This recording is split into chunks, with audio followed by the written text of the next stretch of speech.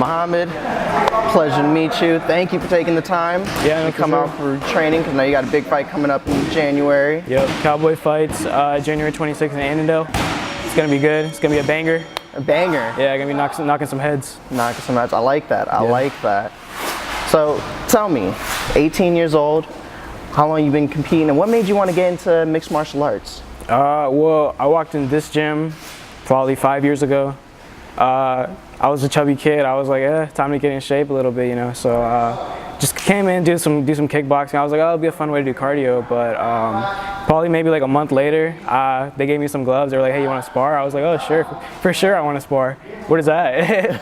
You know, I got knocked on my butt like too many times then, but that kind of instilled it in me. Like just getting in there, throwing some gloves on, I was like, this is fun. This is something I want to do. Right. And over time, it just became an obsession a little bit. You know, I just started watching other fighters. I see how they came up, and I was like, hey, like I could do that. You know, and not only that, it really became more about kind of finding myself through the sport a little bit, because I was like, how far can I go? You know, I look at other guys on TV. I'm like, hey, like he started. He wasn't, you know, he wasn't built like that as a kid.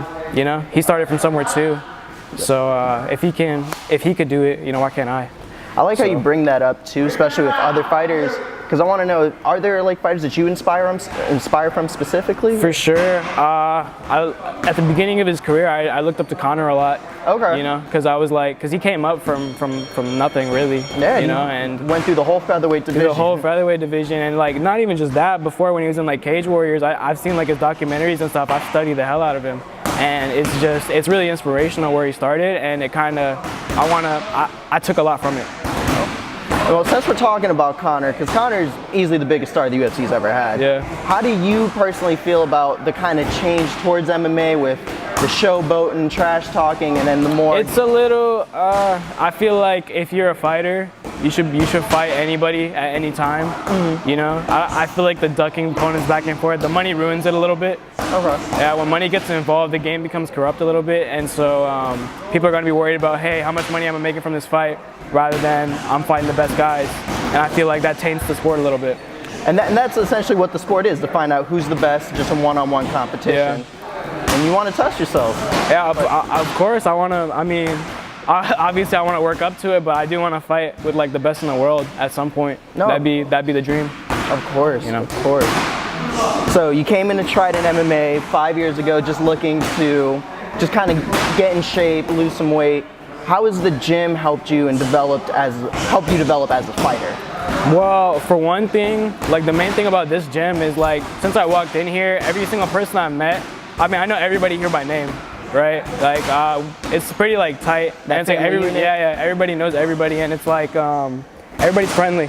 Okay. You know, I never felt like I was being really judged at any point for like being, you know, not being as good or not, you know, being as athletic, and it really, that kind of environment really helped me to come up, and it didn't break me. No, and that probably helped you, because I know inspire you to learn I've seen a lot of gyms, a lot of coaches, fighters walk in there, or just dudes walk in there, they're like, hey man, I want to start training. And the coaches, they just kind of throw them in with everybody else. They kind of get, just throw them into that's how you break kids, man. That's how you break like spirits. And it takes time. Like it takes time to like, kind of like cultivate like a fighter. And like a lot of gyms, their coaches, I look at other coaches and I'm like, I see how they're yelling at them. I'm like, yeah, it couldn't be me. If I didn't have everybody like here, like behind me, I probably wouldn't be doing this. Yeah, I wouldn't be as committed into the sport, and I probably wouldn't continue with it. But because I do have, you know, my coaches and all my teammates supporting me, you know, it helps a lot. And it pushes me as well every time, because I'm like, hey, like I teach some of the kid classes here. And so sometimes, like my last fight, I got done fighting, and some of the kids were like, "Hey, wow, that was really cool. I might want to do that when I grow up." That's you know, that's cool to hear. Yeah. That's just like, wow, they look up to me a little bit. You know? As inspiration. Yeah. So, Mohammad, tell me, you turn 18 years old now, turn 19 next week. Happy early birthday. Thank you. So I want to know, what was it like when you told your family that you wanted to compete in MMA? Well, when I took my first fight, it was more like I didn't really give them a say. I just kind of came to them like, hey, I'm fighting in a couple weeks. They're like, what do you mean? I'm like, oh, it's just a competition. You don't gotta worry too much. And they're like, okay. It's kind of like a wrestling match, just a little bit more. It's a little, you know, I'm gonna throw some punches, but it'll be all right.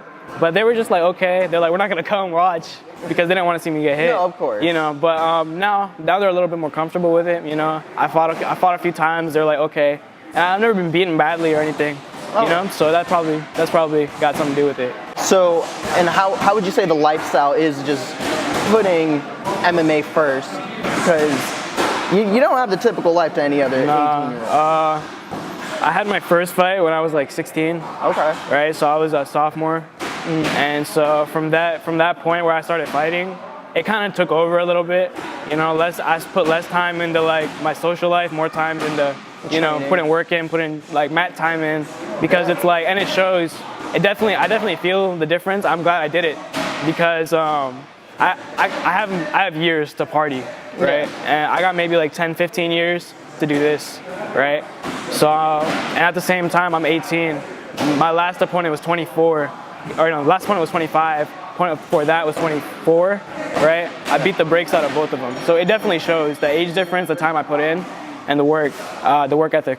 No, the work definitely pays off. And even back like old high school wrestling is drilling, instilling it, getting all in your head. So when you're in that competition, it's just a natural flow state. Yeah. The wrestling made a huge difference, right? Because wrestling, I really started to see like my coach didn't. I have a really good coach at Colgan. Shout out Milburn. But he really instilled in me that like he knew I was fighting, and he took it as I can take what from wrestling and put it integrate it into my fighting, right? So instead of having me work top bottom game, right? He was like, forget all that. Shoot your doubles, get your takedowns good, get your takedown defense good. You know, take away what you can from here, because I only wrestled my senior year, right? I didn't have a lot of time, so he was like, hey man, get your time in now, put your work in on the mat, and you know, take away what you can from it. You only wrestled your senior year? Yeah. You placed in a couple tournaments as well. Yeah. So you just kind of had that natural ability and talent. I mean, I was just strong, right? And then he just taught me how to shoot a good double. Yeah. So that was about it. I would just shoot, let kids up, score my points, keep going. But no, it's definitely paid off, because I noticed in your previous fight against the 24-year-old, you shot a really deep double leg and immediately landed in the side control. The wrestling, I mean, I can tell, like I look around at other fighters now and like, just like how they react to my fights, and I can tell that they're worried, they're threatened by my wrestling, and that's a big factor, I feel. That's the big thing I took away from it. No, I think that's a great thing too, because in fighting, when you have your opponent worrying about the wrestling, opens up your hands, Yeah, if you can wrestle, you can control the fight. You control where it goes, up or down, you know, on the feet or on the ground, and I like having that power. I like you know, dictating where my pace and dictating where the fight goes. I took my last fight on about 3 days notice, because I was like, hey, I want to fight. I just got, like, I do this every day. I come in and I train, I spar, I fight. Like, and when I do get a fight, I gotta wait maybe 2-3 months to go in and do what I do every day. So I took the fight on short notice. I was like, hey, I just want to fight at this point. I don't care. So I took that fight, and then I heard about the Cowboy fight on the 26th of January. And I was like, throw me on that card too, so I can keep the ball rolling a little bit, right? Stay active. Because, that's the main thing, is like, I hear about other fighters, and like, again, was on that Style Bender podcast, like, what he was talking about was how a lot of guys, they rush into the UFC and they don't build their experience first. And so that's why, like, you could be a random dude and then you could just get a call like, hey, you're gonna be fighting Style Bender, right? And you're fighting this guy Style Bender, you're like, oh, okay, yeah, I'll fight anybody, right? And it's like, the level is just so different, and then the experience that you build outside counts for a lot. Because I mean, like, the UFC is like the top, right? Yeah. That's the goal. That's like where you're working towards. It's like the sports NFL or NBA. Yeah. The big leagues. Exactly. But so you want to get your working in the minor leagues, which is like, I could have gone pro last year, but I didn't want to, because I'm like, it's not the timing wasn't right. No, it's right. So I said maybe like get a couple more AMI fights in. You know, just throw some punches, get a little experience, get my head right.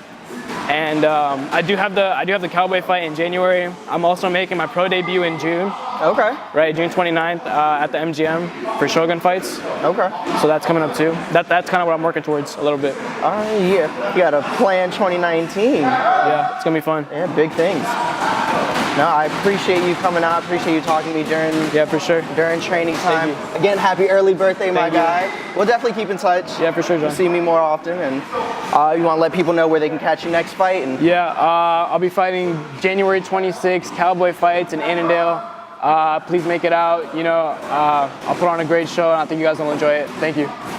Muhammad Ali, John Becerra. Thank you so much.